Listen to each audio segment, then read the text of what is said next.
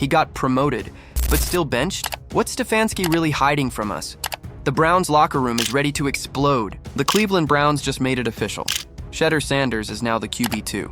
But here's the twist. Coach Kevin Stefanski still won't start him. After Joe Flacco's exit and Dillon Gabriel's shaky performance, fans thought this was the moment. Shedeur's shot to finally prove himself on the NFL stage. But instead of celebrating, we got confused. Stefanski stepped to the podium and said, "We're still evaluating the roster and development process." Us by surprise. That was not something that we saw coming. They called us, and it happened very fast and happened not too long ago. So still working through all roster type of things. I always have to be mindful of our players and our players' development, and I want to make sure that I'm always doing what's best for our players and, of course, our team. But with young players, I'm always thinking about last week making the change to Dillon. You have to think long and hard about that, because these are young players that you're so invested in their development. So I'll let the week play out and make a decision later on that. Not an immediate endorsement of Shedeur as the number 2 quarterback.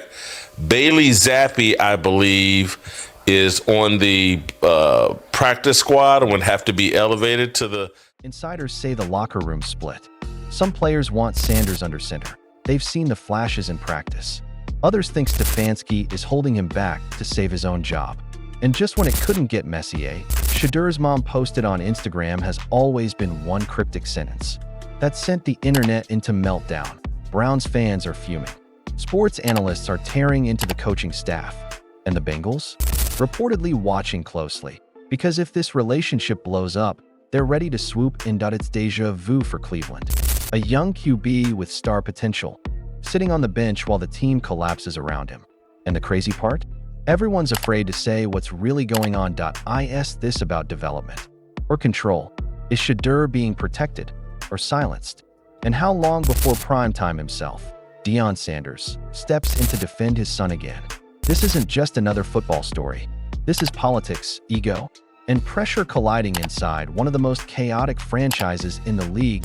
So buckle up, because what's happening in Cleveland right now could change the future of the Browns, the AFC North, and Shedeur Sanders' entire career. The news broke early Monday morning. ESPN's ticker flashed the headline: Browns elevate rookie QB Shedeur Sanders to backup role. Social media exploded. Within minutes, Shedeur QB2 trended across X. Fans were posting, "Finally, Stefanski opened his eyes, and Primetime's legacy continues." But then came the silence. No statement from Kevin Stefanski.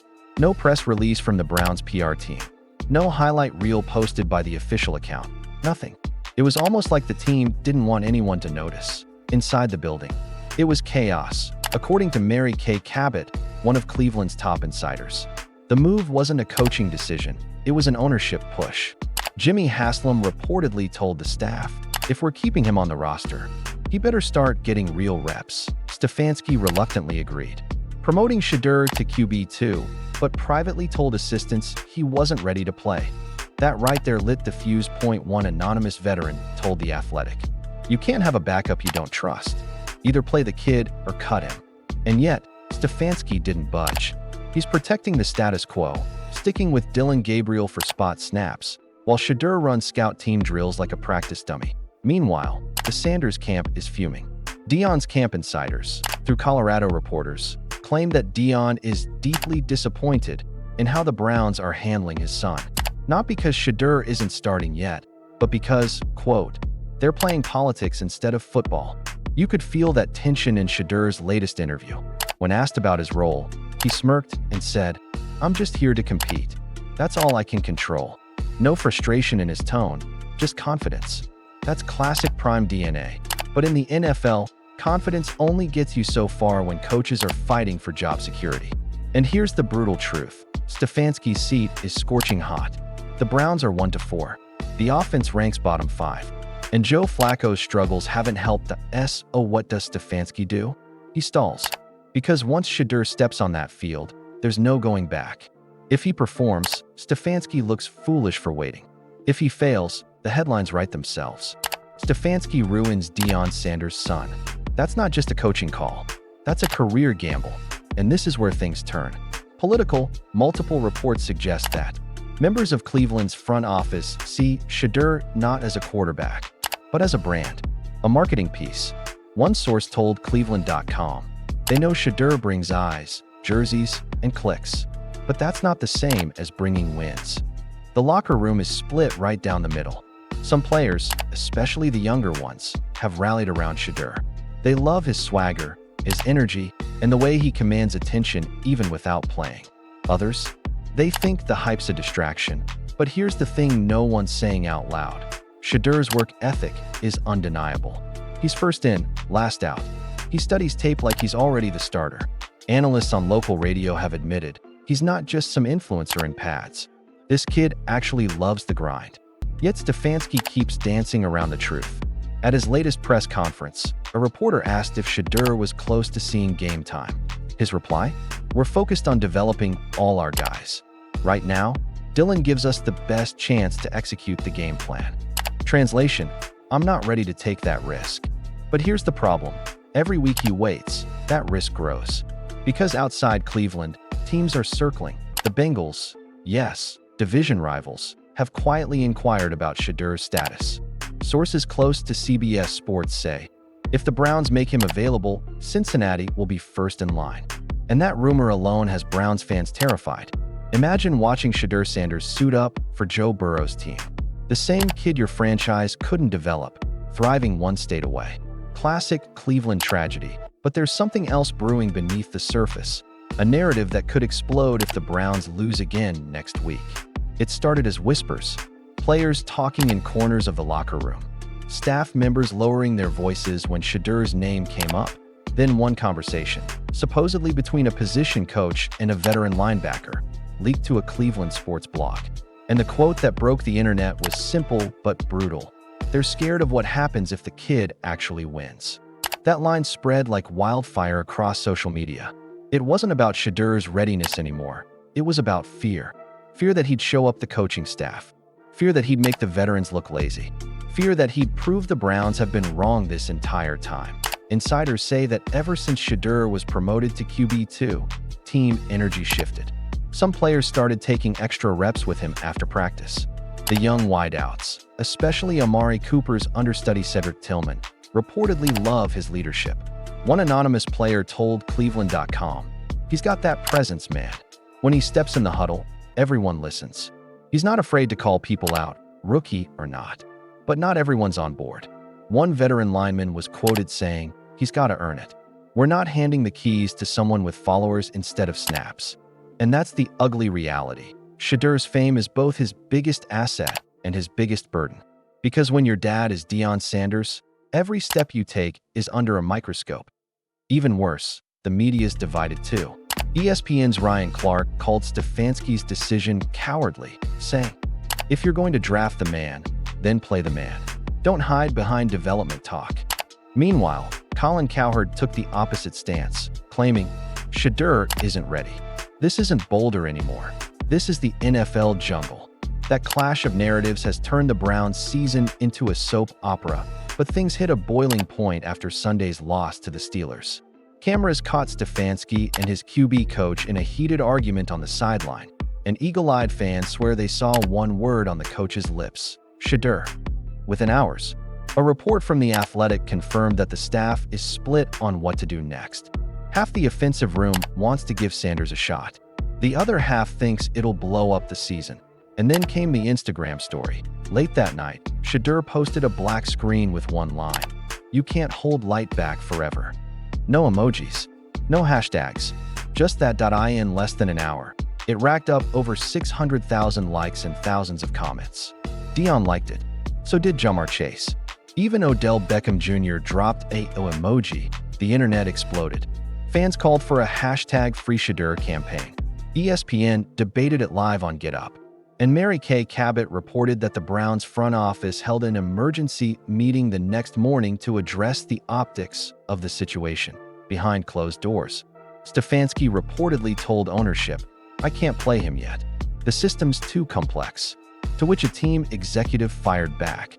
Then simplify it. That's when everyone knew. This wasn't just a development issue anymore.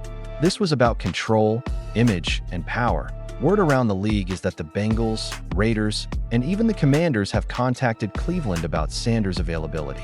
One scout described him as NFL starter material in 12 months, max.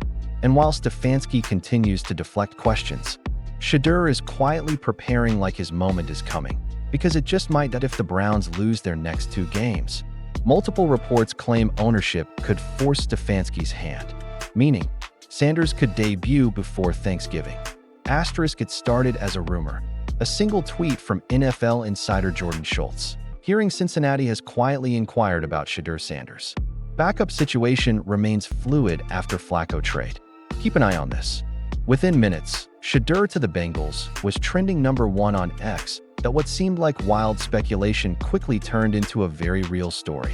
Cincinnati insiders confirmed that the Bengals front office has made calls, not just about Shedeur's availability, but about his mindset, his leadership, and how he'd fit behind Joe Burrow. Here's the kicker. Burrow himself reportedly likes the idea. One Bengals staffer told The Athletic. Joe's a competitor. He knows iron sharpens iron. He's not threatened, he's intrigued. And for good reason. The Bengals are looking for someone who can grow within their system, a young, athletic quarterback who can learn from Burrow, develop under Zach Taylor, and eventually take the reins if the injury bug hits again. Shedeur fits that perfectly. He's got the arm talent, the charisma, and most importantly, the chip on his shoulder that Cincinnati loves. Meanwhile in Cleveland, the pressure has reached a breaking point. Fans are chanting his name in home games. Analysts are torching Stefanski on live TV. And according to a recent ESPN report, Jimmy Haslam, the Browns owner, has lost patience, an anonymous front office source said. Haslam doesn't like being embarrassed. He's hearing boos for a kid who hasn't even played yet. That's on Stefanski. So what happens next? Sources say the Bengals offered a 4th-round pick and a future conditional pick for Shedeur. That's not a joke offer. That's a real signal. And while Cleveland hasn't responded officially, insiders believe the discussion is active. Here's where it gets deeper. The Bengals' move isn't just about getting a backup. It's about strategy. If they land Shedeur, they're not just strengthening their roster, they're weakening a rival. Taking Cleveland's most hyped young quarterback, the one the locker room already loves, would be a psychological dagger. NFL Network's Ian Rappaport called it. It's chess, not checkers. Cincinnati sees a kid with a high ceiling and Cleveland fumbling the bag, and they're pouncing. And while all of this unfolds, Shedeur been quiet. No interviews, no comments. Just a single IG story showing him training with the caption, "The storm doesn't move me." That's classic Deion DNA, calm under chaos. And that's why people are starting to believe that maybe, just maybe, he's ready for the next step. The latest data backs it up too. Shedeur's engagement rate on NFL-related content has spiked 68% in the last 2 weeks. His jersey sales in Ohio are up 37% since the rumors started. And his name was mentioned over 480,000 times on X in the past 7 days. That's not just hype. That's a movement. What's next for Shedeur Sanders? Here are 3 possible outcomes being discussed by league insiders right now. Trade to the Bengals, 60% chance. The deal could be finalized before the Week 9 deadline if the Browns continue losing.